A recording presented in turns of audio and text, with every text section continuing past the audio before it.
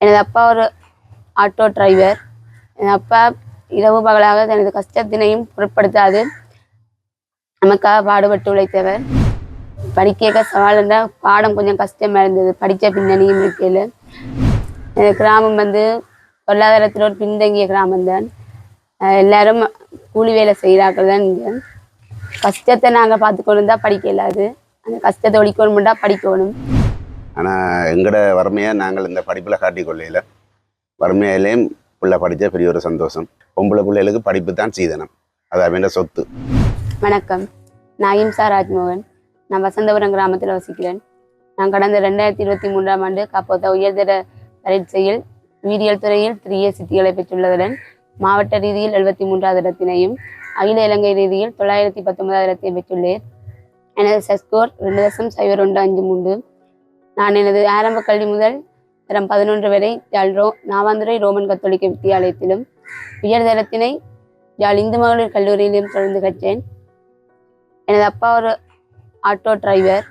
என் அப்பா இரவு பகலாக தனது கஷ்டத்தினையும் பொருட்படுத்தாது நமக்காக பாடுபட்டு உழைத்தவர். என் அம்மா ஒரு வீட்டு பணியாளர்.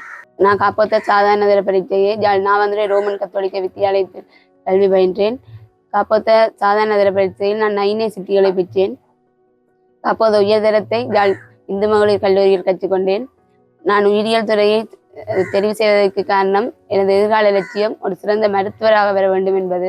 படிக்க சவால் இருந்தால் பாடம் கொஞ்சம் கஷ்டமாக இருந்தது. படித்த பின்னணியும் இருக்கையில் டியூஷன் பாடசாலை எல்லாமே எனக்கு படிக்கிறதுக்கு சப்போர்ட் பண்ணினது. படிக்கிற எண்ணம் மட்டும் இருந்தாவே படிக்கலாம், வேற ஒரு கவனம் சிதறாம படிக்கிறதா அண்டே படிக்கணும்.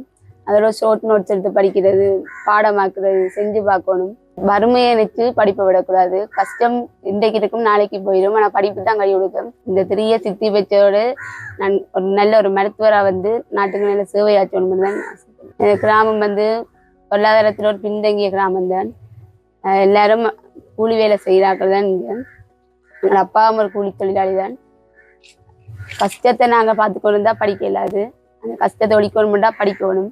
அதை நினைச்சு தான் முதல் படித்தது. நான் இந்த சிறந்த பருவத்தினை பெற உதவிய கடவுளுக்கும் எனது பெற்றோருக்கும் எனது உறவினர் சொந்தங்கள் மற்றும் எனது பாடசாலை அதிபர் ஆசிரியர் மற்றும் எனது சமூகத்தவர்களுக்கும் மீண்டும் ஒரு முறை நன்றியை தெரிவித்துக் கொள்வேன். நான் அகிம்சாட அப்பா. என் மகள் 3A எடுத்துக்கிறாள். அது எனக்கு பெருமைக்குரிய விஷயம். அவள் அந்த பயோ பாடத்தை செய்யணும்னு நினைச்சு அவள் அதில் சரியான ஒரு இதை தெரிவு செய்தபடி எனக்கு பூரண சந்தோஷம். அவள் பயோ தான் எடுக்கணும்னுண்டோ அதை பயோவில் கட்டிக்காரி ஆகிட்டா. ஆனால் எங்களோட வறுமையாக நாங்கள் இந்த படிப்பில் காட்டிக்கொள்ளையில் வறுமையிலேயும் பிள்ளை படித்த பெரிய ஒரு சந்தோஷம். எங்களுக்கு அவ்வளோத்த படிப்புகளை வசதி இல்லை. ஆனால் இறைவன் புண்ணியத்தில் அவள் படித்து இதே மாதிரி மற்ற பேரண்ட்ஸும் பிள்ளைகளை ஊக்கம் எடுத்து படிப்பிக்கணும்ன்றதை சொல்லிக்கொள்கிறோம். இந்த இதில் அவை தான் கஷ்டப்பட்டு படிச்சு நாங்கள் எங்களை பெருமைப்படுத்தி கொள்றதுல இதில் பெரிய விஷயம் இல்லை. இந்த வழியை பின்பற்றினா எதையும் யோசிக்காமல் படிப்பு தான் ஒரு இலக்குன்னு வச்சா வாழ்க்கையில் முன்னேறலாம். பொம்பளை பிள்ளைகளுக்கு படிப்பு தான் சீதனம், அது அவன் சொத்து.